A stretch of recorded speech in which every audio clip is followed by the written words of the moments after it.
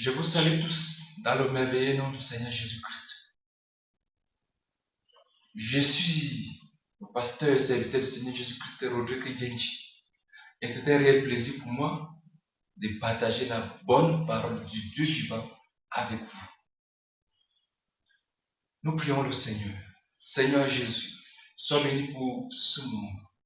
Merci, parce que ta parole est la vérité. C'est une lampe à nos pieds et une lumière sur notre sentier. Merci de bénir ta parole dans le cœur. Merci Seigneur de bénir toutes ces multitudes qui sont à l'écoute et qui sont en train de regarder et d'écouter. Oh Seigneur, que toute la gloire te revienne, parce que tu béniras certainement ta parole. Ton nom ce soit élevé, magnifié, exalté, honoré, au-dessus de tous les noms, maintenant et pour l'éternité. Amen. Amen. Je vous invite à avoir un stylo et sur quoi noter. Parce que, compte tenu du temps, je ne dois pas lire tous les versets qui vous seront donnés.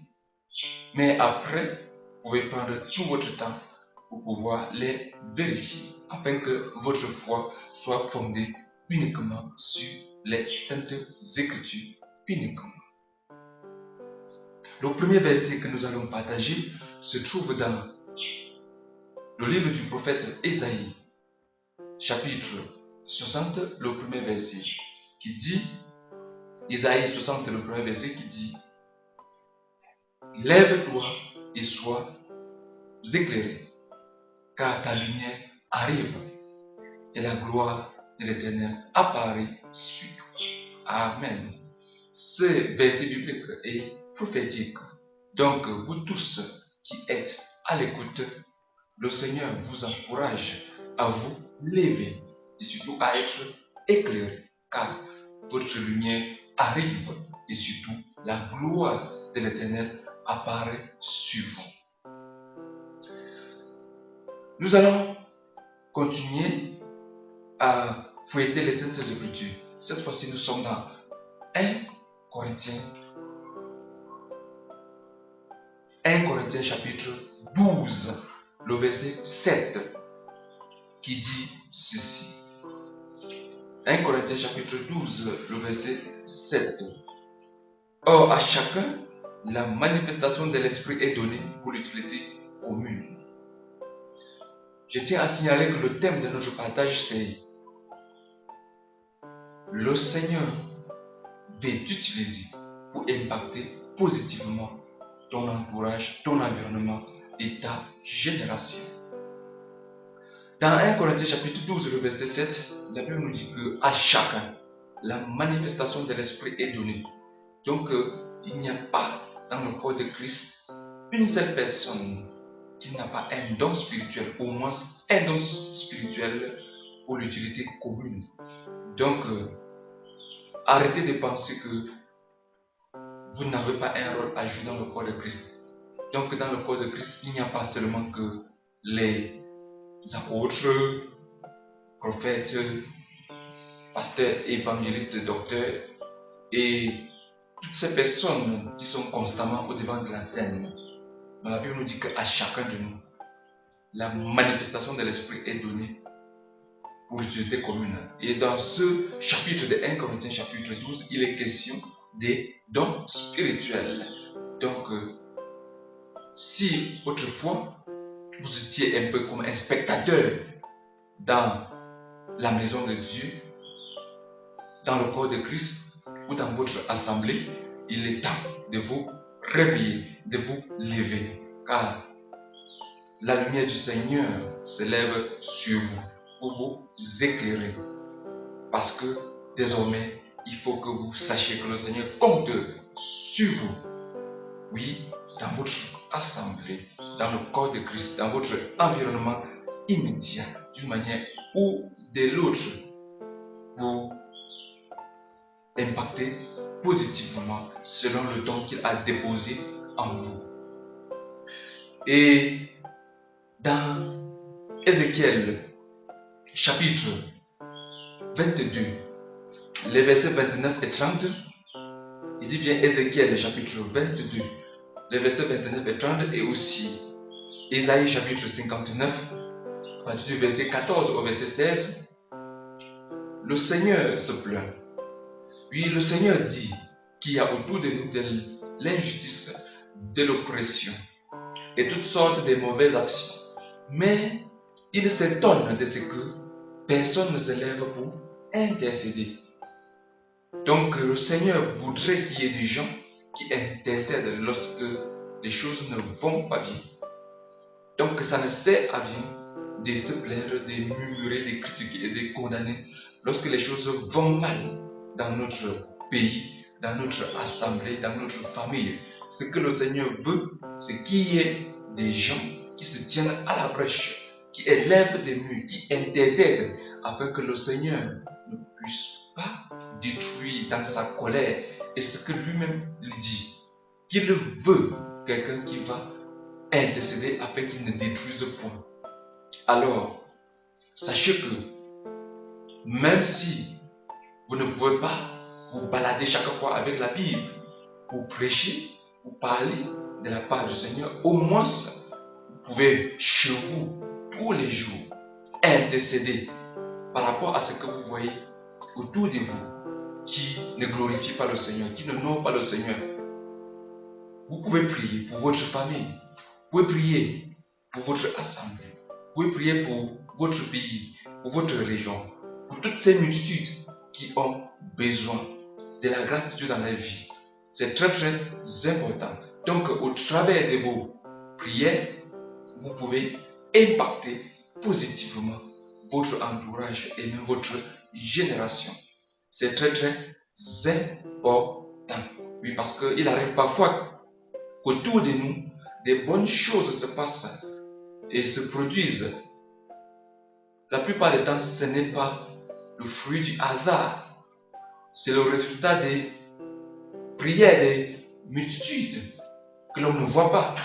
Oui, parfois des multitudes sont cachées dans les maisons, dans les chambres, en train de jeûner, de prier, d'intercéder. Et résultat, autour de nous, il y a des bonnes choses, il y a des choses merveilleuses qui se produisent. Donc, au travers de vos prières, au travers de votre intercession, sachez que vous pouvez impacter positivement votre génération, votre famille, votre assemblée, votre pays. Dans Ésaïe chapitre 62, les versets 6 et 7, écoutons attentivement. Ésaïe chapitre 62, les versets 6 et 7. Sur tes murs, Jérusalem, j'ai placé des gardes. Ils ne se tairont ni jour ni nuit. Vous qui la rappelez au souvenir de l'Éternel, point de repos pour vous. Ne lui laissez aucun relâche jusqu'à ce qu'il rétablisse Jérusalem et la rende glorieuse sur la terre. Oh, alléluia.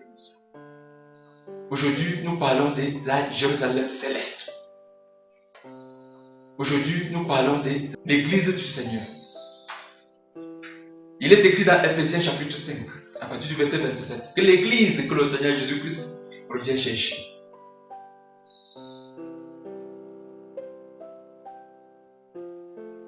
C'est une église glorieuse, sans tache, sainte, rien de semblable, irréprochable. Voilà l'église que le Seigneur Jésus-Christ vient chercher. Et par conséquent, nous sommes tous appelés à prier, crier, intercéder, pour que le Seigneur lui-même puisse purifier son église, afin qu'elle puisse être vraiment prête, qu'elle puisse être cette église glorieuse sans tache. Et la Bible nous dit que Dieu nous a positionnés comme ces personnes qui vont crier jour et nuit. Oh, alléluia. Alléluia. Donc mon frère, ma soeur, il ne suffit pas d'élever de temps en temps quelques prières et après dire que j'ai déjà tellement prié. J'ai déjà tellement prié pour mon assemblée. J'ai déjà tellement prié pour mon frère. J'ai déjà tellement prié pour ma soeur. Dieu a tellement prié pour les hommes de Dieu, pour les dirigeants. La Bible nous dit, il ne se taira ni jour ni nuit, ne lui laisser aucun relâche. Dieu lui-même dit que nous ne devions lui laisser aucun relâche. Dieu lui-même veut que l'on l'importune, que l'on crie à ses oreilles jour et nuit jusqu'à ce qu'il intervienne. Oh, alléluia. Alléluia. C'est vraiment merveilleux. Oh, vous qui l'a rappelé au souvenir de l'Éternel, point de repos pour vous. Oh, alléluia. Donc, pas de repos jusqu'à ce que Dieu accomplisse sa volonté. Que ce soit en ce qui concerne son Église, qu'il revienne chercher. Que ce soit concernant sa volonté dans nos vies, sa volonté, son règne dans nos vies, dans nos quartiers, dans nos familles, dans nos maisons, oui, dans nos villes, dans nos nations. Oh, alléluia. Rappelons-nous que le Seigneur Jésus-Christ a dit, lorsque vous priez, dites que ton règne vienne, que ta volonté soit faite. Oh, alléluia. Mon frère, ma soeur, tant que tu n'as pas encore vu la volonté de Dieu, le règne de Dieu s'établit dans ta vie, s'établit dans ta maison, s'établit dans ton cœur, s'établit dans ton entourage immédiat, dans ta famille, dans ton quartier, dans ta ville. La Bible dit, point de repos pour toi. Oh, alléluia. Jour et nuit, crie et te réponds. Le Seigneur veut que tu cries, que tu intercèdes, que tu pries sans te reposer jusqu'à ce qu'il intervienne. Oh, alléluia. Donc, tant que tu n'as pas vu un changement palpable, un changement réel, que ce soit concernant ta vie spirituelle, concernant ta marche avec Dieu, ne te tais point, ne te décourage point. Alléluia. Oh, alléluia. Tant que par tes prières, tu n'as pas encore vu un impact positif autour de toi, dans ta propre vie d'abord, et puis dans ta famille, dans ta maison, dans ton quartier, dans ta ville, dans ta nation, ne te tais point. Si tu te tais, c'est un péché. Oh, alléluia. Parce que Dieu veut à tout prix faire quelque chose au travers de tes prières. Dieu veut qu'il y ait au travers de tes prières un impact positif. Et lui-même il dit, il veut que tu l'importunes jour et nuit jusqu'à ce qu'il intervienne. Oh, alléluia. Oh, alléluia. Oh, je suis en train de voir des intercesseurs, intercesseuses qui vont changer le cours des choses, dans leur propre vie d'abord, dans leur famille, dans leur maison, dans leur assemblée, oui, dans les quartiers, dans les villes, dans les nations. Oui, alléluia. Oh, alléluia. Oui, lève-toi. Lève-toi. Prends cet engagement devant le Seigneur. Que tu ne te tairas plus jour et nuit. Que tu vas toujours crier sur ses oreilles. Oh, alléluia. Tu ne lui donneras pas de repos jusqu'à ce qu'il sauve ta famille, jusqu'à ce qu'il sauve tes amis, tes voisins, jusqu'à ce qu'il sauve tes enfants, jusqu'à ce qu'il sauve ton mari, jusqu'à ce qu'il sauve ta femme. Oh, alléluia. Jusqu'à ce qu'il touche tes voisins. Oh, c'est merveilleux. C'est merveilleux. Parce que le Seigneur est avec toi dans cette tâche. Et cela est soutenu par sa parole. Et la Bible dit que Dieu soutient toutes choses par sa parole puissante. Et lorsque tu fais quelque chose en t'appuyant sur sa parole, il n'y a pas de raison qu'il n'y ait pas de résultat palpable. Oh, alléluia. Donc, désormais, prie, intercède avec ferveur. Oui. La Bible nous dit la prière fervente du juste a une grande efficacité. Oh, c'est merveilleux. Que la gloire et les honneurs reviennent au Seigneur Jésus pour ces merveilleuses promesses. Oh, et la Bible dit que Dieu veille sur sa parole afin qu'elle puisse s'accomplir. Vraiment que toute la gloire lui revienne maintenant et pour l'éternité. Amen, amen, amen. Et dans Exode chapitre 3, et même Exode chapitre 4, nous allons lire l'appel de Moïse. La Bible nous dit que Dieu va se révéler à Moïse dans le désert en lui disant, j'ai entendu le cri de mon peuple en Égypte et je t'envoie les libérer. Et Moïse va commencer à dire au Seigneur, qui suis-je pour aller libérer ton peuple en Égypte? D'ailleurs, je n'ai pas la langue facile, et ça ne date pas d'hier. Et Dieu va lui dire, qui est celui-là qui fait parler? Si ce n'est moi, va vers Pharaon et dis-lui que c'est moi qui t'envoie. Il faut qu'il libère mon peuple. Et Moïse va tout faire pour essayer de persuader Dieu qu'il n'était pas capable. Quelque part, c'est tout à fait normal. Lorsque le Seigneur nous appelle, il va nous demander de faire quelque chose qui semble au-dessus de nos capacités naturelles. Et Dieu le fait afin que, lorsqu'il y aura la victoire, le succès, que la gloire lui revienne tout simplement. Donc, même si le Seigneur vous demande de faire quelque chose et que vous voyez que c'est au-dessus de vos capacités naturelles, ne vous en faites pas. C'est tout à fait normal. C'est Dieu qui va agir au travers de vous. C'est Dieu qui va faire le travail au travers de vous. Vous n'êtes qu'un simple instrument. À la fin, la gloire va lui revenir. Parce qu'il serait évident pour vous-même et pour des multitudes que c'est Dieu qui a agi au travers de vous. Ce n'est pas parce que vous étiez très fort, très intelligent que vous avez réussi cette mission. Plus tard, nous allons voir que Moïse, qui disait qu'il ne connaissait pas bien parler, va finir par parler et nous n'allons pas voir cet handicap se manifester durant tout ce temps qu'il va se rendre en Égypte auprès du pharaon pour demander qu'il libère son peuple. Et finalement, il sera cet instrument que Dieu va utiliser pour libérer le peuple d'Israël qui était en train de subir toutes sortes d'oppressions, qui étaient traités comme des esclaves en Égypte. Et un autre aspect que je voudrais souligner dans l'appel de Moïse, c'est le fait que Dieu lui ait dit dans le désert, qu'est-ce que tu as entre les mains? Et entre les mains, il avait ce bâton de berger. Et Dieu va lui dire, ce bâton que tu as en main va beaucoup servir en Égypte pour montrer que c'est moi qui t'envoie.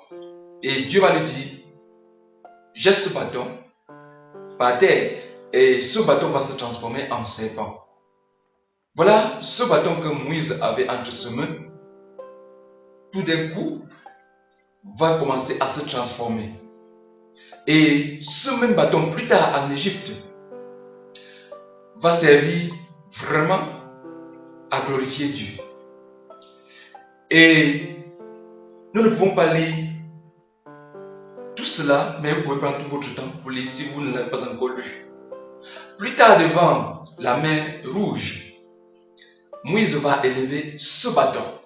Et la mer Rouge va se fendre en deux. Et le peuple d'Israël va traverser la mer Rouge à sec pour échapper à Pharaon qui le poursuivait avec son armée. Et c'est avec ce même bâton que Moïse va frapper le rocher et l'eau va sortir de ce rocher. Ainsi le peuple va s'abreuver. Nous voyons que ce bâton qui au départ était juste un simple bâton d'un berger va servir pour glorifier abondamment le Seigneur. Je vais passer par là pour vous dire que au travers de ce que vous avez en main, au travers de ce que vous avez comme talent, le Seigneur peut utiliser cela pour faire de grandes choses dans ce monde. Donc peu importe là où vous êtes, que ce soit comme fonctionnaire, ouvrier, artisan, que sais-je encore, plombier, informaticien, sachez que Dieu a besoin de toutes ces choses pour se glorifier dans ce monde, pour impacter positivement votre environnement et même votre génération. Et dans le Nouveau Testament, nous avons vu que l'apôtre Pierre et certains de ces apôtres, par exemple Jean et Jacques, avant qu'ils ne deviennent apôtres du Seigneur Jésus, c'était des pécheurs. Mais finalement, le Seigneur Jésus-Christ, lorsqu'il va se présenter à eux, il va leur dire, désormais vous serez des pécheurs d'hommes. Et Matthieu, qui était un collecteur d'impôts, autrefois, il utilisait sa plume pour calculer les impôts. Mais plus tard, il va utiliser cette même plume pour écrire l'évangile de Matthieu. Vous voyez? Donc Dieu peut utiliser ce que vous êtes pour la gloire de son nom. Et il faudrait vraiment le savoir. Donc ne négligez pas ce que vous avez, ce que vous faites là où vous êtes, dans votre environnement immédiat. Dieu va vous utiliser pour impacter positivement votre entourage, votre génération. Et dans 2 Chroniques chapitre 34, c'est une longue lecture que vous allez également relever et lire tranquillement chez vous. 2 Chroniques chapitre 34, la Bible nous parle d'un certain Josias qui est devenu roi à partir de 8 ans. La particularité de ce jeune roi, c'est que il va décider de faire une certaine réforme profonde, spirituelle en Israël, malgré son jeune âge. Et il va décider de purifier vraiment son pays en détruisant toutes ces statues, ces idoles qui étaient installées un peu partout dans son pays. Et c'est ainsi qu'il va vraiment amener une certaine réforme en Israël. Et la Bible nous dit que dès son jeune âge, il va décider de rechercher l'Éternel. Il va appliquer son cœur à rechercher l'Éternel, le Dieu qu'avait servi son père David. Et lorsqu'il va lire dans le livre de la loi que lorsque son peuple, en se détournant de Dieu, était exposé au jugement et à la colère de Dieu, il va s'humilier et il va tellement implorer Dieu. Parce qu'il savait que son peuple était sous le jugement de Dieu à cause de l'idolâtrie et de l'apostasie.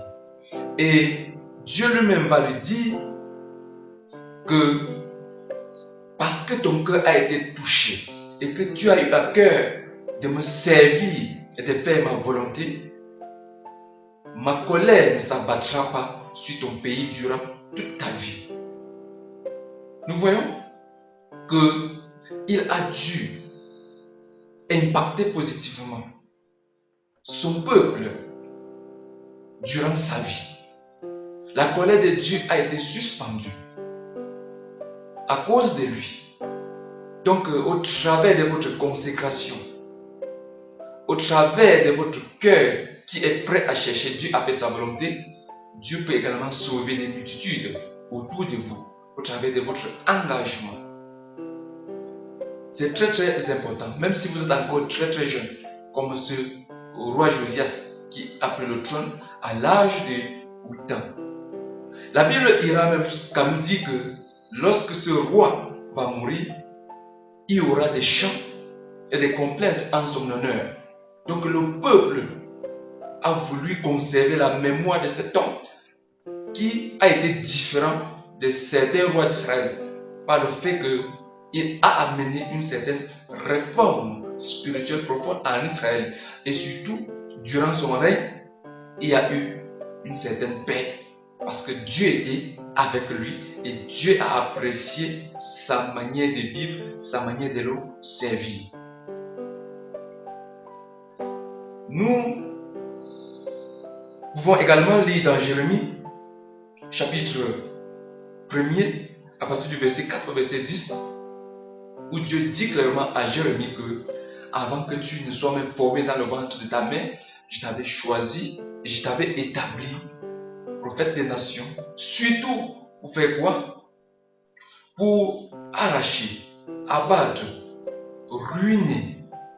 Oui, c'est très très important. Je veux vraiment chercher cette portion sans écriture et je vais lire pour nous tous ce qui est écrit dans cette portion sans écriture. Nous sommes dans Jérémie chapitre 1er où il est écrit ceci.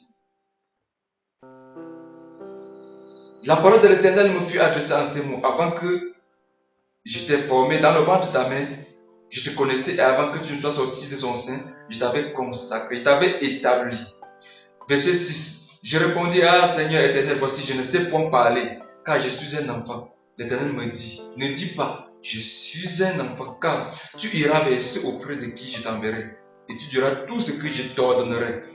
Verset 8, ne les crains point. Verset 9, puis l'Éternel étendit sa main et toucha ma bouche. Et l'Éternel me dit, voici, je mets mes paroles dans ta bouche. Verset 10, regarde, je t'établis aujourd'hui sur les nations et sur le royaume pour que tu arraches, pour que tu abattes, pour que tu ruines, pour que tu détruises, et pour que tu bâtisses et que tu plantes. Amen. Nous voyons que le Seigneur dit ici qu'il a choisi Jérémie pour qu'il puisse faire certaines choses, arracher, détruire, abattre, ruiner. Et après dit, le Seigneur nous appelle tous à faire cela autour de nous, dans nos familles, dans nos quartiers, dans nos villes, dans nos nations, dans nos assemblées. Il y a tellement de choses qui ne viennent pas de Dieu qu'il faut avoir le courage de se lever pour ruiner, abattre, détruire, arracher et puis bâtir maintenant et planter selon Dieu. Donc le Seigneur t'appelle. Oui, le Seigneur t'appelle. Contente pas seulement, oui, ne te contente pas seulement de critiquer, de juger et de condamner. Même si autour de toi, tu as raison de te plaindre à cause de ce qui ne va pas. Ça ne doit pas résoudre un problème, seulement le fait de se contenter, de dire que ça ne va pas. Il faut se lever et faire quelque chose, c'est-à-dire arracher au nom du Seigneur, détruire, abattre, ruiner, et maintenant planter et bâtir selon Dieu. En le faisant, vous n'allez pas quitter ce monde sans avoir laissé vos traces positivement, bien entendu. Et toi, qui n'as pas encore accepté le Seigneur Jésus-Christ dans ton cœur, dans ta vie, comme ton Seigneur et ton Sauveur personnel, sache qu'il est temps, oui, il est temps de le faire. Reçois le Seigneur Jésus-Christ dans ta vie, comme ton Seigneur et ton Sauveur, car c'est pour toi qu'il est mort à la croix. Sache que ton Créateur ne t'a pas envoyé sur cette terre juste pour te balader et mourir. Non. Si le Seigneur, Créateur des cieux et de la terre, t'a envoyé sur cette terre, c'est pour un but bien précis. Oui. Et en recevant le Seigneur Jésus-Christ comme ton Seigneur et Sauveur, tu donnes ainsi un sens réel à ta vie. Car la vie sans Jésus-Christ n'a pas de sens. Oui, la vie sans Jésus-Christ n'a pas véritablement de sens. Reçois-le maintenant dans ton cœur. Reçois-le maintenant dans ta vie comme Seigneur et Sauveur. Et ainsi, il y aura un sens réel à ta vie sur cette terre. Et également, tu pourras entrer dans ta destinée, oui, en Jésus-Christ. Alors, je t'invite à faire cette courte prière ensemble avec moi avant que je ne continue. Prions ensemble le Seigneur Jésus. Tu peux répéter cette courte prière après moi. Seigneur Jésus, je crois que tu es mon Sauveur et mon Seigneur, et que pour me sauver, tu es mort à la croix. Seigneur, je te demande pardon pour tous mes péchés, en pensée, en parole et en acte. Seigneur, je sais que si je mourais aujourd'hui, je devrais être éloigné de toi à cause de mes péchés. Je serais que dans un lac de feu. Mais je ne veux pas aller dans ce lac de feu après ma mort. C'est pour cette raison que je te confesse de ma bouche comme mon Seigneur et mon Sauveur personnel. Et je te reçois dans mon cœur comme mon Sauveur et mon Seigneur personnel. Seigneur Jésus, viens dans mon cœur, viens dans ma vie, viens me sauver. Et écris mon nom dans ton livre de vie. Et que ton Esprit Saint, que tu as promis à ceux-là qui croiraient en toi, vienne dans mon cœur maintenant même pour faire de moi une nouvelle créature, un enfant de Dieu. Seigneur Jésus, je veux naître de nouveau. Seigneur Jésus, merci. Merci de me pardonner tous mes péchés commis en pensée, en parole et en acte. Merci de remplir mon cœur de ton esprit, de ta paix et de ta joie. Merci Seigneur Jésus, parce que désormais, avec toi, ma vie a un sens sur cette terre. Et merci de m'aider à accomplir ce pourquoi j'ai été créé, j'ai été envoyé sur cette terre. Je n'ai rien à te donner. Je te dis tout simplement merci. Parce que tu m'as écouté et que tu m'as exaucé. Que toute la gloire, les honneurs, les acclamations, la louange, l'élévation, l'adoration te reviennent à toi seul, Seigneur Jésus, maintenant et pour l'éternité. Amen. Amen. Si vous avez fait cette courte prière avec foi et sincérité, croyez véritablement que le Seigneur Jésus vous a écouté et il vous a exaucé. Lui-même, il a dit, je me tiens à la porte et je frappe. Si tu entends et ouvres, bien entendu, la porte de ton cœur et de ta vie. Si tu entends et ouvres, j'entrerai, dit le Seigneur Jésus-Christ. Dans Apocalypse chapitre 3, le verset 20. Et dans l'évangile de Jean chapitre 6, le verset 37, le Seigneur Jésus-Christ dira également, je ne mettrai point dehors quiconque vient à moi. Alléluia. Maintenant, je peux vous souhaiter la bienvenue dans la merveilleuse famille de Dieu, qui est constituée tout simplement de tout cela et de tout cela qui ont décidé un jour de prier, de se repentir et de demander au Seigneur d'entrer dans leur cœur, dans leur vie, comme Seigneur et Sauveur.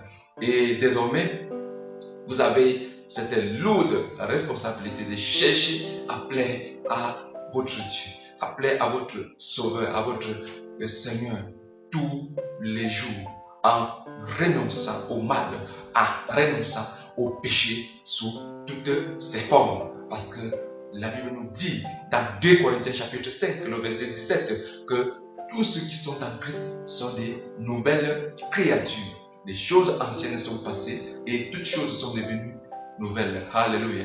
Donc désormais, marchez vraiment en nouveauté de vie en Jésus-Christ. Et que ceux qui vous entourent puissent dire que vous êtes vraiment devenu une nouvelle personne.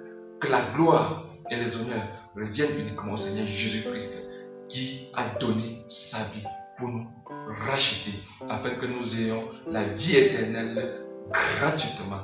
Oui, parce que la Bible nous dit le salaire du péché, c'est la mort, mais le don gratuit de la vie éternelle se trouve uniquement en Jésus-Christ. Alléluia. Amen. Et nous pouvons également nous intéresser à Daniel et ses compagnons.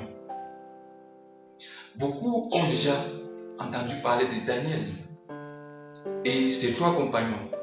Ce sont des jeunes gens qui avaient été amenés en captivité à Babylone. Et si nous lisons, par exemple, dans Daniel chapitre 3, c'est une longue lecture. Compte tenu du temps, nous n'allons pas lire tout le chapitre, mais nous allons un peu nous attarder à ce qui est écrit à partir du verset 29, où il est écrit: voici maintenant l'ordre que je donne. Tout homme, à quelque peuple, nation ou langue qu'il appartienne, qui parlera mal du Dieu de Shadrach, Meshach et d'Abednego sera mis en pièces, et sa maison sera réduite en un tas d'immondices, parce qu'il n'y a aucun autre Dieu qui puisse délivrer comme lui. Après cela, le roi fit prospérer Shadrach, Meshach et Abednego dans la province de Babylone. Amen. Nous voyons ici un décret qui a été signé par un certain Nebuchadnezzar, qui était un roi si puissant.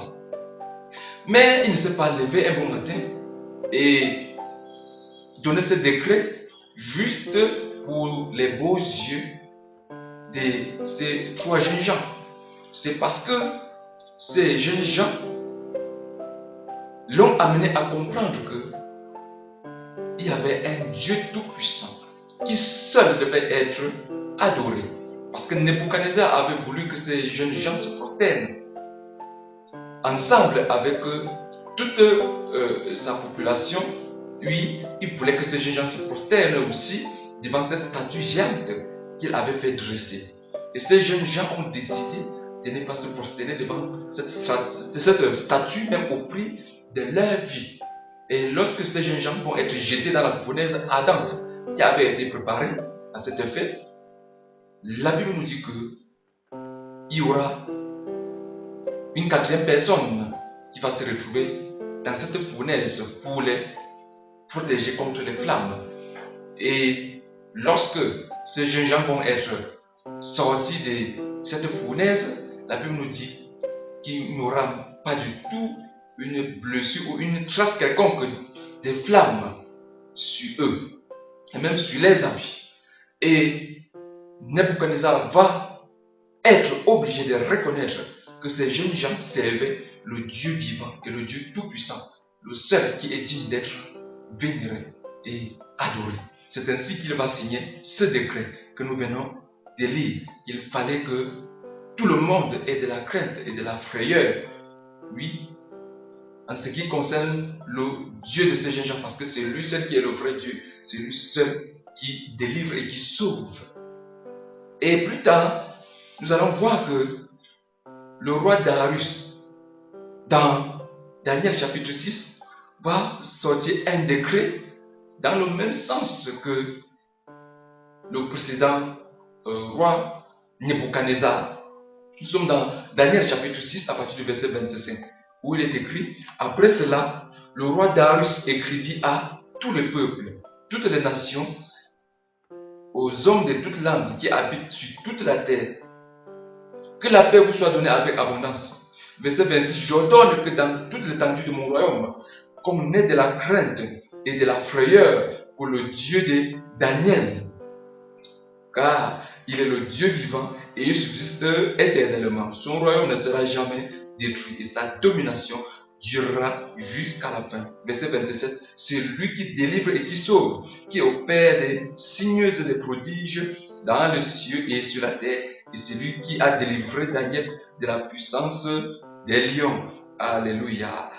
Nous voyons ici un roi, particulièrement le roi Darius, qui va signer un décret en demandant à tout le peuple, oui, d'avoir de la crainte et de la frayeur pour le Dieu de Daniel.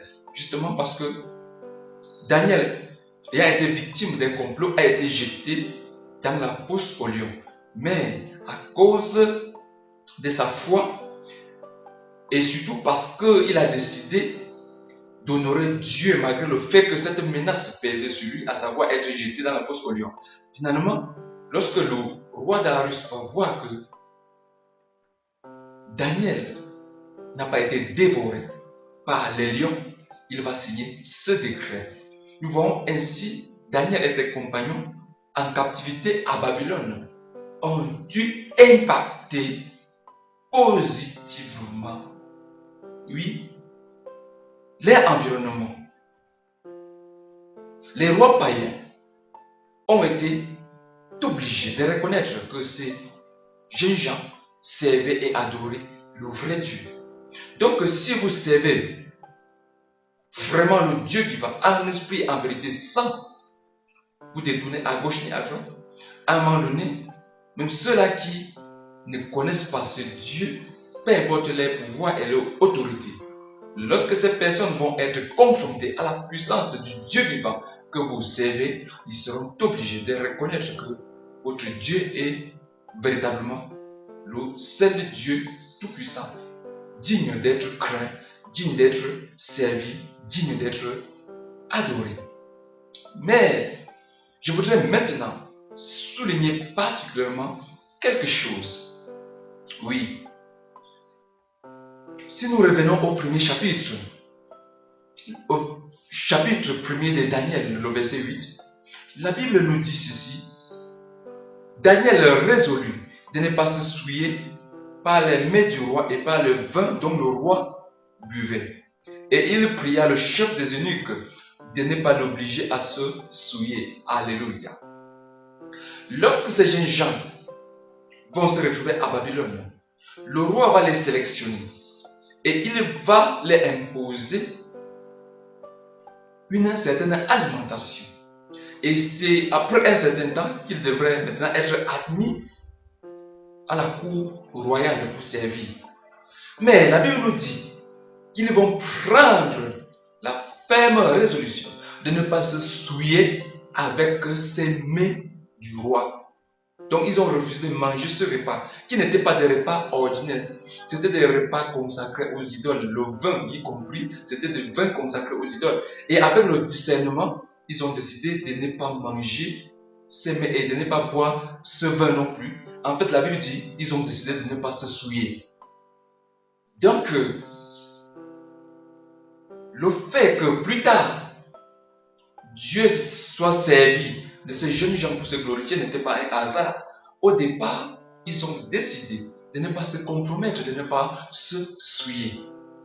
Et c'est ce que vous deviez faire si vous voulez vraiment que Dieu vous utilise positivement pour impacter votre génération, votre environnement immédiat. Vous deviez tout faire pour ne pas vous corrompre, pour ne pas vous souiller avec le péché et avec les plaisirs du monde. Parce que vous ne pouvez pas impacter ce monde si vous êtes également souillé par les plaisirs du monde et par le péché. Ce n'est pas possible, ça ne marche pas de cette façon. Donc, si vous voulez vraiment être des bons candidats et candidates pour être utilisés par Dieu, pour impacter positivement votre famille, votre nation, votre région, votre quartier, refusez catégoriquement de vous souiller par les plaisirs de ce monde. Oui, refusez de vous souiller par le péché sous toutes ses formes. Quand je parle de péché, les convoitises des yeux, la pornographie, que sais-je encore, tout ce qui nous environne et qui nous souille, qui souille notre esprit, notre âme et notre corps, disons non à tout cela au nom du puissant Seigneur Jésus. Ainsi, parce que nous sommes mis à part pour le Seigneur maintenant pourra se servir de nous pour se glorifier et pour impacter positivement notre environnement immédiat. Alléluia. Et la Bible ira même jusqu'à nous dire, au verset 20 de Daniel 1, que sur tous les objets qui réclamaient de la sagesse et de l'intelligence et sur lesquels le roi les interrogeait, il les trouvait 10 fois supérieurs à tous les magiciens et astrologues qui étaient dans tout son royaume. Alléluia. La Bible nous dit que ces jeunes gens étaient même 10 fois supérieurs aux autres, même aux astrologues et magiciens. Donc dans ce monde où les gens ont besoin de savoir de quoi sera fait demain, c'est ainsi que les gens consultent naturellement les magiciens et les astrologues. Les enfants du Seigneur, les serviteurs servants du Dieu vivant, les fils de Dieu sont bien placés pour pouvoir aider les gens dans ce sens. Donc en réalité, à un moment donné, il faut que ça s'arrête, que les gens cessent d'aller consulter les horoscopes et les magiciens, alors que les serviteurs du Dieu vivant, les fils de Dieu sont là, capables de les aider, parce que la Bible nous dit que en réalité, nous pouvons être même 10 fois supérieurs que ces astrologues et magiciens qui sont là seulement pour arnaquer, escroquer et surtout conduire ces personnes qui viennent de eux à la perdition et au jugement de Dieu et au lac de feu, si à jamais ces personnes meurent dans les péchés. Nous pouvons également lire dans Luc chapitre 10, le verset 2, où le Seigneur Jésus-Christ va dire que la moisson est grande, mais il y a peu d'ouvriers. En vérité, la moisson est vraiment grande et il y a très peu d'ouvriers. Il y a tellement des personnes qui ne connaissent pas le Seigneur Jésus comme Seigneur et Sauveur. Il y a des personnes qui n'ont jamais entendu véritablement la bonne nouvelle comme cela se doit. Et il faut se lever. Mesdames et messieurs, très chers frères et sœurs en Christ, il faut se lever.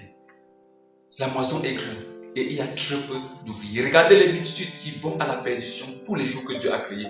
Il faut faire quelque chose. Il faut se remuer. Il faut faire tout ce que nous pouvons faire.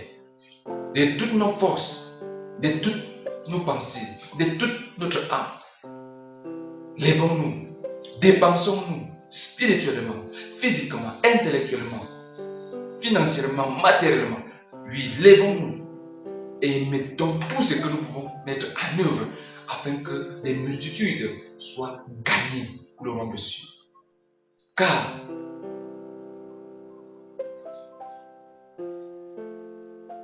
l'âme d'une personne n'a pas de prix. Le Seigneur Jésus-Christ lui-même a dit que c'est dit à un homme de gagner le monde entier s'il fait son âme. Oui, l'âme d'une personne n'a pas de prix. Donc, lève-toi.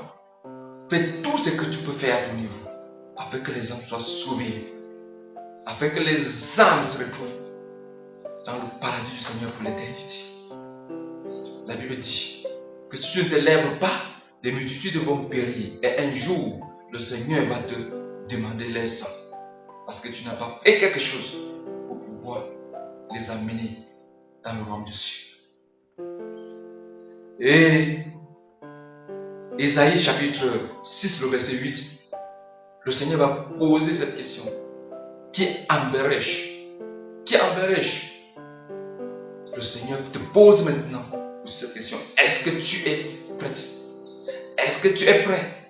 Est-ce que tu es prête, ma soeur? Est-ce que tu es prêt, mon frère, à te lever, à être envoyé par le Seigneur pour proclamer sa bonne nouvelle, pour prêcher l'évangile du salut, afin que les multitudes soient délivrées et soient sauvées?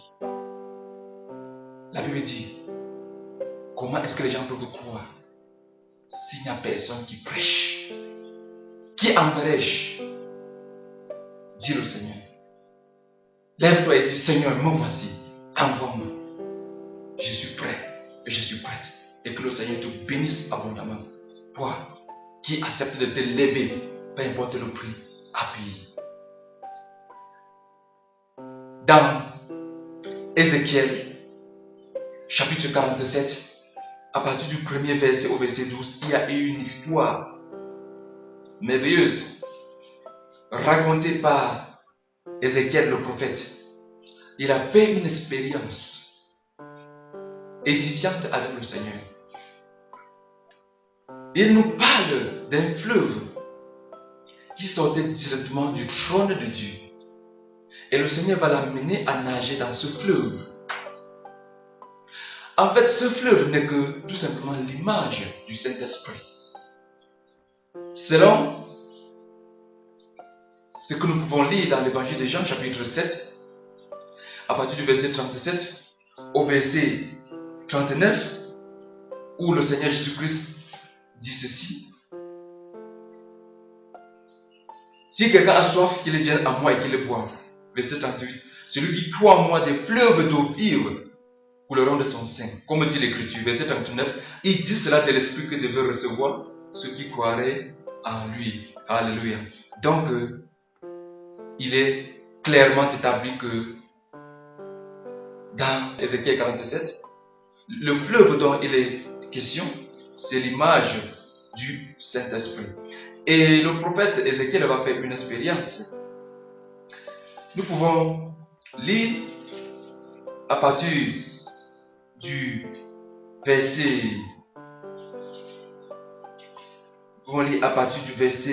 3 où il est écrit ceci. Écoutez attentivement ce qui est écrit.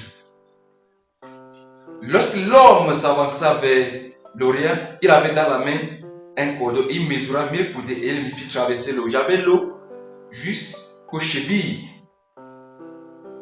Voilà l'eau qui commence ce fleuve dans lequel le prophète va entrer, l'eau est aux chevilles. Les chevilles, naturellement, les chevilles symbolisent le début de la marche.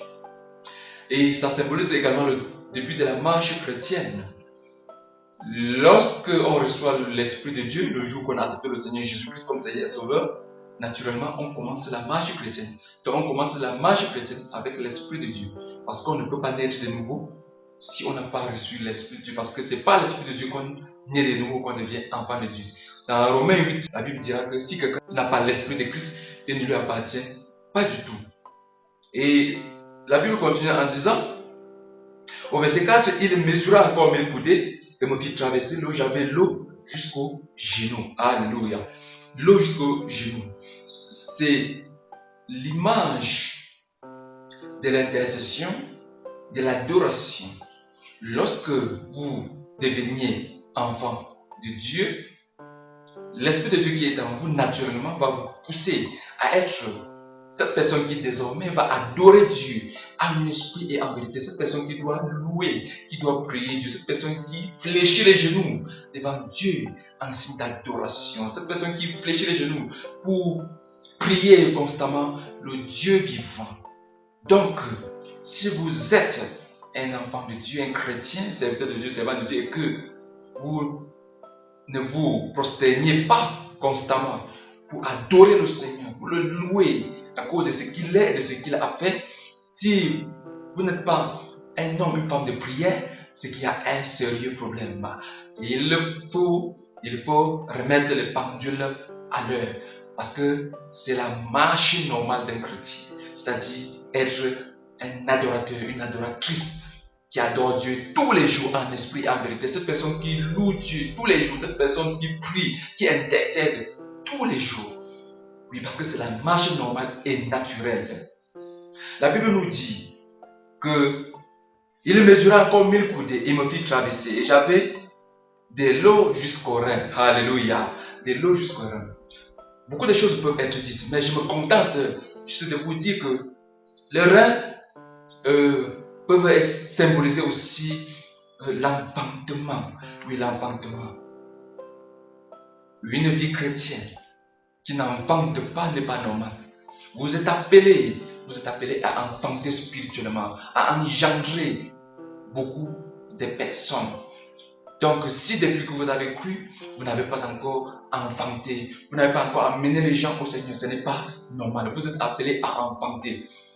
Par exemple, dans un foyer, dans un couple, lorsque après un certain temps, il n'y a pas toujours un enfant, le couple commence à se poser beaucoup de questions. Est-ce la stérilité ou qu'est-ce qui se passe? C'est ainsi qu'ils vont naturellement dans un hôpital pour faire des examens, des échographies, ainsi de suite pour voir ce qui ne va pas. Parce que la plupart du temps, après un certain temps, naturellement, il faudrait qu'il y ait au moins un enfant. De la même manière, spirituellement parlant, après un certain temps dans le Seigneur, il faut enfanter, il faut engendrer. Sinon, c'est qu'il y a un problème. Si vous n'avez pas encore enfanté, demandez-vous, qu'est-ce qui se passe? Pourquoi je n'arrive pas à engendrer, à enfanter spirituellement? Pourquoi je n'arrive pas à amener les gens au Seigneur? Parce que c'est l'ordre naturel des choses. C'est la norme. Oui, après un certain temps, il faut enfanter. L'apôtre Paul pouvait dire, j'éprouve encore les douleurs de l'enfantement, justement, parce qu'il avait amené beaucoup de personnes au Seigneur. Et il pouvait dire qu'il éprouve les douleurs de l'enfantement. Oh, alléluia. Donc, vous avez besoin, oui, d'enfanter. Si véritablement vous avez reçu l'Esprit de Dieu en vous, si vous êtes vraiment né de nouveau, l'Esprit de Dieu va vous pousser à amener les gens, à témoigner autour de vous et amener ainsi beaucoup de gens au Seigneur. Alléluia. La Bible nous dit également qu'au verset 5, il mesura encore 1000 coudées. C'était un torrent que je ne pouvais traverser, car l'eau était si profonde qu'il fallait y nager. C'était un torrent. Alléluia. La Bible nous dit ici que voilà comment cette eau qui au départ était à la cheville, il se retrouve maintenant submergé. Alléluia. c'est le symbole de la plénitude du Saint-Esprit. Oh, le Seigneur voudrait qu'à un moment donné, ses disciples soient dans la plénitude du Saint-Esprit. En fait, non seulement le Seigneur veut que nous soyons dans la plénitude du Saint-Esprit, ça doit devenir même notre vie au quotidien. Alléluia. Oui, parce que lorsqu'on est rempli du Saint-Esprit, lorsqu'on mène une vie chrétienne dans la plénitude du Saint-Esprit, oh, la victoire est assurée.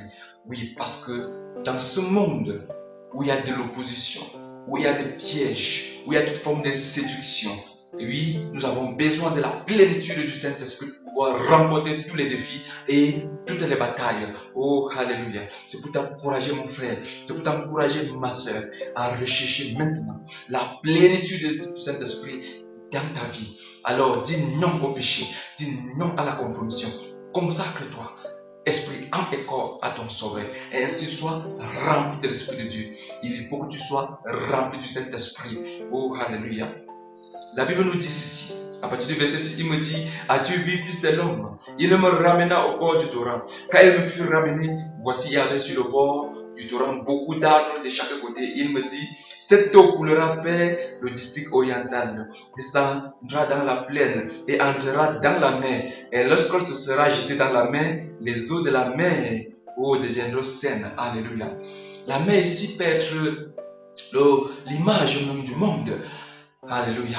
Dieu veut nous envoyer dans le monde pour assainir le monde, parce que ce monde dans lequel nous sommes est déjà pourri. Oui, ce monde est détruit par le péché, la corruption et tout ce que nous pouvons imaginer. Et il n'y a que les enfants de Dieu qui puissent, oui, assainir ce monde.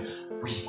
Donc, nous sommes tous appelés en tant que serviteurs de Dieu, servantes de Dieu, fils de Dieu, filles de Dieu, à aller dans le monde, assainir ce monde par notre présence et par notre vie, par notre prédication, bien entendu.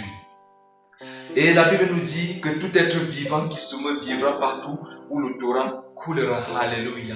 Nous sommes des porteurs de vie.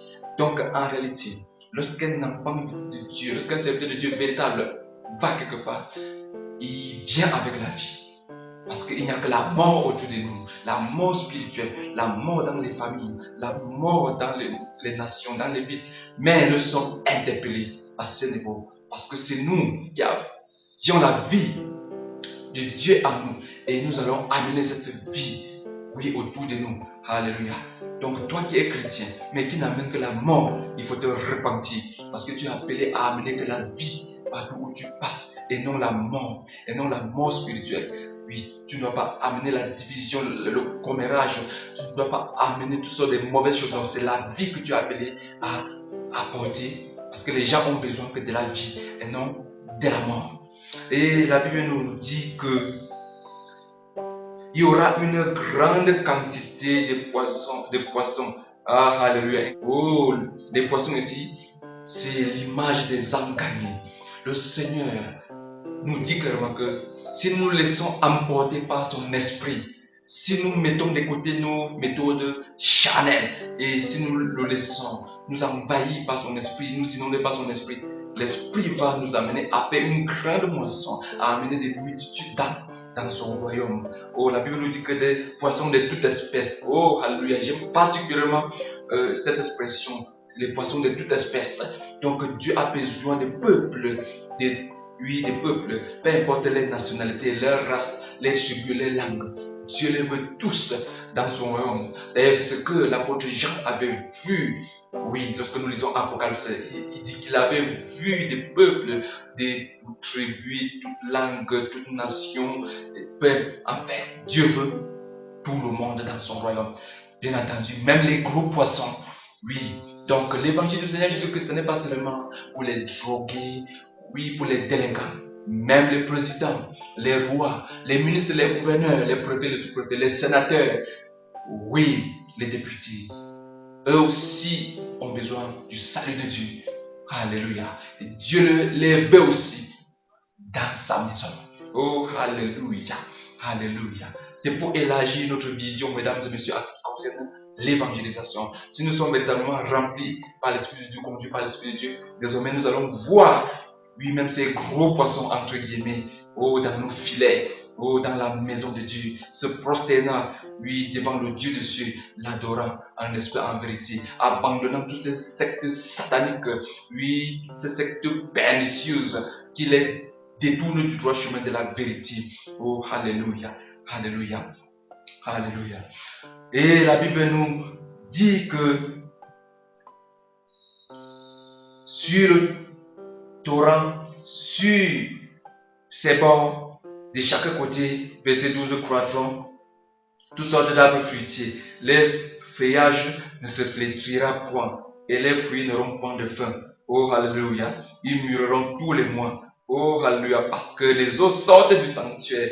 Oh, alléluia. Si réellement l'Esprit de Dieu que tu as reçu, c'est l'Esprit Saint du Dieu vivant, il n'y a pas de raison que tu ne portes pas des fruits en abondance pour le Seigneur. Tu dois porter le fruit, oui, le fruit de l'Esprit. Oh, la paix, l'amour, la joie. Oui, je vais lire le fruit de l'Esprit dans Galates chapitre 5 pour nous tous. Il est écrit ceci, Galates chapitre 5 à partir du verset 22, où il est clairement écrit. Galates chapitre 5, le verset 22. Mais le fruit de l'esprit, c'est l'amour, la joie, la paix, la patience, la bonté, la bienveillance, la foi, la douceur, la maîtrise de soi. Alléluia. Et verset 23, la loi n'est pas contre ces choses. Alléluia. Donc, lorsque nous sommes vraiment conduits par l'Esprit de Dieu et immergés par le Saint-Esprit de Dieu vivant, nous allons porter le fruit du Saint-Esprit. Et la Bible dit, ce fruit sera permanent et constant. Pas être aujourd'hui chrétien de même païen. Non, être chrétien, les véritables chrétiens, les véritables disciples du Seigneur Jésus tous les jours. C'est possible si et seulement si on peut se laisser conduire et immerger par le Saint-Esprit du Dieu vivant. Ainsi, lorsque les gens vont voir le fruit du Saint-Esprit dans nos vies, ils seront obligés de dire, ces gens-là sont véritablement les disciples du Seigneur Jésus. Dans ce monde où on ne sait plus qui est qui fait quoi, qui est serviteur de Dieu et qui ne l'est pas, dans ce monde où il y a la confusion, les gens ont besoin de voir le fruit de Dieu, le fruit de l'Esprit. Oui, pour faire la différence. Le Seigneur Jésus-Christ a dit, ce ne sont pas tous ceux-là qui disent Seigneur, Seigneur, qui entrent dans le ciel, mais seulement ceux-là qui font sa volonté. Il a dit que durant cette période-ci, la fin des temps, oh, il y aura tellement de faux prophètes. Beaucoup viendront et diront, je suis venu de la part du Seigneur. Mais Jésus a dit, vous les reconnaîtrez par les fruits. Alléluia. Donc, ce n'est que par le fruit qu'on peut reconnaître un vrai serviteur de Dieu, un vrai enfant de Dieu. Oh, alléluia. Et dans Romains chapitre 8, le verset 19, oh, alléluia. Romains chapitre 8, le verset 19, il est écrit ceci. Aussi la création attend-elle avec un ardent désir la révélation des fils de Dieu. Oh, alléluia. La Bible nous dit que même la création tout entière attend avec un ardent désir la révélation des fils de Dieu. Alléluia. Donc il n'y a que les fils de Dieu pour résoudre les problèmes de l'humanité. Tout ce que les gouvernements de ce monde peuvent mettre en place pour améliorer les conditions de vie de l'homme, c'est bien, mais la vérité c'est que ce sont les fils de Dieu qui doivent délivrer l'humanité par les messages, par les intercessions et par les prières. Parce que Satan a déjà tout mis en place pour contrôler tout ce qui se passe dans ce monde. Et il n'y a que les fils de Dieu qui peuvent se lever, oui, pour contrecarrer Satan. Oh, alléluia. Oui, il n'y a que les enfants de Dieu, les fils de Dieu, pour contrecarrer les œuvres de Satan dans les prières, dans les intercessions et bien entendu avec le message de l'évangile. L'apôtre Paul pouvait dire, je n'ai pas honte de l'évangile car c'est la puissance de Dieu pour le salut de quiconque croit. Oh, alléluia. Alors toi qui es fils de Dieu, il y a une énorme responsabilité sur tes épaules. La création attend ta révélation. Donc, les gens comptent sur toi pour être éclairé, pour être délivré. Alors, lève-toi et agis au nom tout puissant du Seigneur Jésus-Christ. Alléluia. Et dans l'évangile de Matthieu chapitre 5, de la bouche même du Seigneur Jésus-Christ, nous pouvons lire: vous êtes le sel de la terre. Oh, alléluia. Vous êtes le sel de la terre. Oh, le sel. Le sel qui sert à donner de la saveur au repas. Oh, alléluia. Ce monde où il n'y a que corruption, où il n'y a que ténèbres, déception, compromission, oui, des problèmes, chômage, suicide. Nous pouvons apporter un peu de saveur. Oui, les chrétiens sont ceux-là qui vont amener un peu de saveur. Oui, dans ce monde. Alléluia. La joie de vivre. Nous avons toutes ces choses entre nos mains. Enfants de Dieu, fils de Dieu, serviteurs de Dieu, servants de Dieu. Le sel qui sert aussi comme désinfectant. Oui, qui sert aussi comme désinfectant, comme fertilisant. Oui, nous sommes appelés à désinfecter notre environnement qui est déjà pollué par Satan. Nous sommes invités, oui, à fertiliser le monde, afin de faire croître ce qui est pur et ce qui honore et glorifie Dieu. Oh, regardez, oui, sur Internet, Satan pollue les esprits avec la violence, avec la magie, la sorcellerie, avec la pornographie, l'immoralité sous toutes ses formes. Alors nous n'allons pas croiser les mains. Il faut se lever pour essayer de faire quelque chose. Oui, il faut se lever et faire quelque chose, mon frère et ma soeur. Oui, il faut se lever. Le Seigneur Jésus-Christ va également dire: vous êtes la lumière du monde. Oh, alléluia. Vous êtes la lumière du monde. Parce que le monde est dans les ténèbres. Le monde est envahi par les ténèbres. Le monde des ténèbres veut contrôler toutes choses. Le monde des ténèbres veut asservir les créatures de Dieu, veut envelopper toutes les créatures de Dieu. Mais, alléluia, le Seigneur Jésus-Christ dit: vous êtes la lumière du monde. Nous sommes la lumière du monde. Je suis la lumière du monde. Tu es la lumière du monde. Si tu es né de nouveau, si tu es un enfant de Dieu, si tu es fils de Dieu, fille de Dieu, si tu es serviteur, servant du Dieu vivant, si tu as accepté le Seigneur Jésus dit: tu es la lumière du monde. Alors, lève-toi et brille. Lève-toi et prie au nom du tout-puissant Seigneur Jésus, afin de faire fuir les ténèbres qu'il y a dans ta famille. Tu as la responsabilité de les repousser au nom du tout-puissant Seigneur Jésus, parce que tu es la lumière du monde. Les ténèbres qu'il y a dans ton quartier, les ténèbres qu'il y a dans ta région, qu'il y a dans ta ville, qu'il y a dans ton département, qu'il y a dans ta nation, c'est toi qui as la responsabilité de repousser ces ténèbres au nom tout-puissant du Seigneur Jésus-Christ. Alors, en tant que lumière, éclaire et repousse les ténèbres. Et ainsi, impacte positivement ton environnement. Oh, alléluia. Cesse de te plaindre en disant qu'il y a trop de puissance de ténèbres dans ma famille. Puis cesse de te plaindre. Oui, cesse de pleurnicher en disant qu'il y a trop de sorciers dans ma famille. Il y a trop de sorciers dans mon quartier. Il y a trop de sorciers dans mon village. Il y a trop de sorciers dans notre vie, dans notre nation. Le fait de te plaindre ne doit résoudre aucun problème. La seule chose qu'on demande à la lumière, c'est d'éclairer. Et lorsque la lumière commence à briller, les ténèbres s'en vont. Oh, alléluia, alléluia, alléluia. Éclaire tout simplement et tu verras que les ténèbres vont se dissiper. Oui, les ténèbres vont se dissiper. Si tu n'éclaires pas, peut-être que tu es encore dans les ténèbres. Alors, le Seigneur Jésus-Christ a dit: je suis la lumière.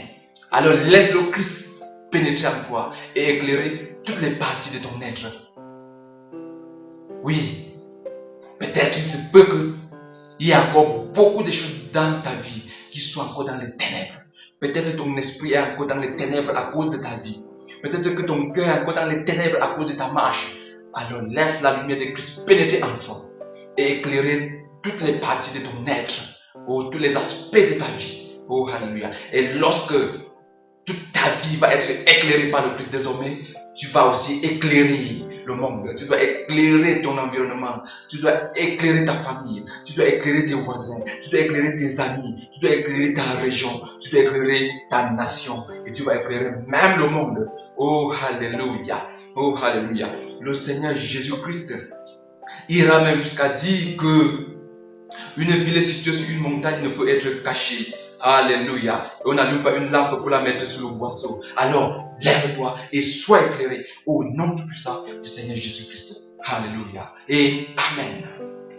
Ce qui me déchire parfois le cœur, c'est de voir beaucoup de chrétiens abandonner les foyers, abandonner les maisons, abandonner les quartiers, abandonner les villages, abandonner les familles, sous prétexte qu'il y a des sorciers, qu'il y a les puissances des ténèbres. Comment est-ce que la lumière peut fuir les ténèbres? Comment est-ce que cette personne qui a en elle le Seigneur Jésus, qui a dit je suis la lumière du monde, peut fuir le monde des ténèbres, peut fuir Satan? Depuis quand est-ce que le Seigneur Jésus-Christ doit fuir devant Satan, devant les démons, devant les sorciers? Chrétiens, arrêtez cela. Arrêtez cette comédie. Arrêtez ce bébéisme spirituel. La Bible nous dit que le méchant s'enfuit sans que personne ne le poursuive. Donc c'est le méchant, les sorciers, oui, qui doivent fuir devant les justes, devant la lumière. Ce sont les ténèbres qui doivent reculer devant la lumière. La Bible nous dit que le juste, oui, l'enfant de Dieu, a de l'assurance comme un jeune lion. Alléluia. Alléluia. Donc vous tous qui avez abandonné votre foyer et vous dites que vous êtes chrétien, revoyez votre vie. Vous qui fuyez devant les ténèbres, vous qui fuyez devant les sorciers, restez à savoir si vous n'êtes pas vraiment dans les ténèbres vous-même. Restez à savoir si vous n'êtes pas dans les ténèbres. Parce que ce sont les ténèbres qui doivent fuir devant la lumière. Et non la lumière fuir et reculer devant les ténèbres. Que la personne qui a des oreilles pour entendre, entende. Alléluia. Oui, dans l'évangile de Matthieu chapitre 5, à partir du verset 13, le Seigneur Jésus-Christ va dire: vous êtes le sel de la terre. Mais si le sel perd sa saveur, avec quoi la lui rendra-t-on? Il ne sert plus qu'à être jeté dehors et foulé aux pieds par les hommes. Le Seigneur veut se servir de vous pour se glorifier. Soyez utiles entre le nom du Seigneur. La pire des choses qui puissent arriver à un enfant de Dieu, à un serviteur, un servant de Dieu, c'est de ne plus servir à rien. Comme le vieux prophète dans l'Ancien Testament. Oui, sachez que si vous ne voulez pas jouer votre rôle en tant que sel de la terre, le Seigneur dit, vous allez être jeté dehors et être foulé aux pieds. Alors, vous n'êtes pas obligé d'en arriver jusque-là. Alors, joue ton rôle en tant que sel de la terre, mon frère, ma soeur. Le Seigneur Jésus-Christ va continuer en disant, vous êtes la lumière du monde. Au verset 14, vous êtes la lumière. Le Seigneur Jésus-Christ ne dit pas, vous serez la lumière, il dit, vous êtes la lumière. Et comme je le disais tantôt, la seule chose qu'on attend de la lumière, c'est qu'elle brille, qu'elle éclaire. Alléluia. Rappelez-vous, nous avons commencé ce partage par Ésaïe, chapitre 60, le premier verset, qui dit, lève-toi, sois éclairé, car ta lumière arrive, et la gloire de l'Éternel apparaît sur toi. Oh, alléluia. Si il y a longtemps que tu étais assis, alors le Seigneur te dit, lève-toi, sois éclairé, et ta lumière arrive. Et après avoir été éclairé, éclaire à ton tour, parce que Jésus dit, tu es la lumière du monde. Tu es la lumière du monde. Il n'y a pas de débat là-dessus. Tu es la lumière du monde et tu es condamné. Tu es condamné. Tu es condamné en tant que lumière d'éclairer. Alléluia.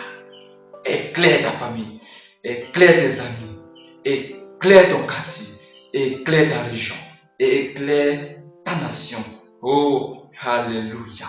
Et le verset 16, le Seigneur Jésus-Christ va dire que votre lumière luise ainsi devant les hommes, afin qu'ils voient vos bonnes œuvres et qu'ils glorifient votre Père qui est dans les cieux. Oh, alléluia. Je disais tantôt que dans ce monde, il y a de la confusion. Beaucoup se réclament être les seuls vrais chrétiens, les seuls vrais serviteurs de Dieu. Et les systèmes religieux, les mouvements religieux naissent tous les jours comme des champignons. Et dans ce cafouillage, on ne sait plus qui est qui fait quoi, qui est véritablement serviteur de Dieu, qui ne l'est pas, qui est véritablement enfant de Dieu, qui ne l'est pas, qui est véritablement fils de Dieu, qui ne l'est pas. Il y a vraiment une certaine confusion. Mais alléluia, alléluia, la Bible nous dit, c'est le Christ, que votre lumière luise. Oh, que votre lumière luise. Mon frère, ma soeur, si tu es vraiment un enfant de Dieu, si tu es vraiment fils de Dieu, fille de Dieu, que ta lumière luise. Que ta lumière luise au nom du puissant du Seigneur Jésus. Alléluia. Que votre lumière luise ainsi devant les hommes, afin qu'ils voient vos bonnes œuvres et qu'ils les glorifient. Votre Père qui est dans les cieux. Oh, alléluia. Alléluia. Nous prions. Seigneur Jésus, merci infiniment pour ta parole.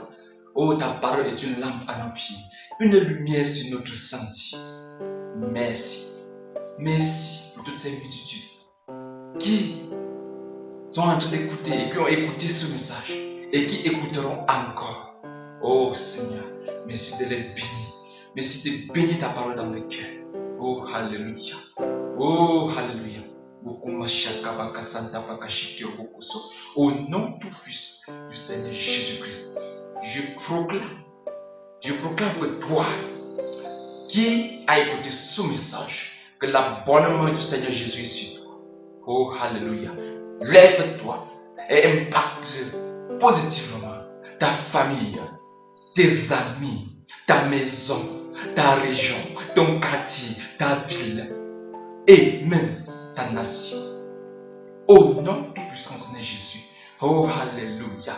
Oh, Rabakashi, qui est mesendo bosondo boshiti masanda, qui est remoko bosondo boshiti namasanda. Au nom tout puissant de Jésus-Christ Nazareth, je proclame que la bonne main du Seigneur se pose sur toi et il te dit, lève-toi, sois éclairé et aussi va et éclaire le monde. Oh, alléluia. Parce que le monde attend que tu viennes en tant que fils de Dieu pour l'éclairer, oh, pour le délivrer, pour le libérer, oh, alléluia, de sa captivité, au nom puissant du Seigneur Jésus-Christ. Oh, alléluia. Oh, Yambashiti Namasuntu Boshiti Rabasandaba. Que tout ce que l'ennemi avait planifié jusqu'à présent pour t'empêcher de te lever, oh alléluia, que tout cela soit anéanti et brisé maintenant. Au nom tout puissant du Seigneur Jésus-Christ de Nazareth. Oh alléluia. Oh, que les chaînes de l'ennemi se brisent dans ta vie. Au nom tout puissant du Seigneur Jésus. Que tous les liens se brisent. Au nom tout puissant du Seigneur Jésus. Que la paresse te lâche. Au nom tout puissant du Seigneur Jésus-Christ de Nazareth. Que la fatigue non justifiée te lâche. Au nom tout puissant du Seigneur Jésus-Christ de Nazareth. Oh, alléluia. Merci Seigneur Jésus. Merci de bénir tes enfants. Merci de bénir tes serviteurs. Merci de bénir tes servantes. Oh, alléluia. Merci de les inonder et de les remplir par ton esprit. Oh, alléluia. Oh, alléluia. Seigneur Jésus, reçois toute la gloire. Reçois tous les honneurs et les acclamations qui te sont dues. À toi seul, maintenant et pour des siècles et des siècles. Amen. Amen. Oh, alléluia. Merci Seigneur Jésus. Merci Seigneur Jésus. Si vous avez des préoccupations, sentez-vous libre. Oui, sentez-vous libre de nous joindre à ces deux numéros. Si vous appelez hors du Cameroun, vous pouvez procéder des 237 qui est le code du Cameroun. Parce que je suis au Cameroun. Oui, ces deux numéros, c'est le 67 d'abord, oui, 77, 61, 93, 77. Et aussi le 96, 36, 25, 40. Je reprends le 77, 61, 93, 77. Ou aussi le 96, 36, 25, 40. Bien entendu, vous pouvez aussi consulter mon site internet. Oui, www.pasteur-rodrigue.com. Je dis bien www.pasteur-rodrigue.com. Pasteur Rodrigue, en un seul nom, tout est attaché. Pasteur Rodrigue, tout est attaché.com. Et vous allez découvrir beaucoup de choses dans ce site, des messages, des brochures, puis des messages sous forme de brochures, audio, vidéo même, que vous pouvez télécharger gratuitement. Oh, que le Seigneur Jésus-Christ vraiment vous bénisse abondamment. Oui, abondamment. Et de toute la gloire, les honneurs, les acclamations, la majesté lui revient à lui seul, maintenant et pour des siècles et des siècles. Amen. Vous savez, je suis le pasteur et serviteur du Seigneur Jésus-Christ, Rodrigue Djindji. À bientôt.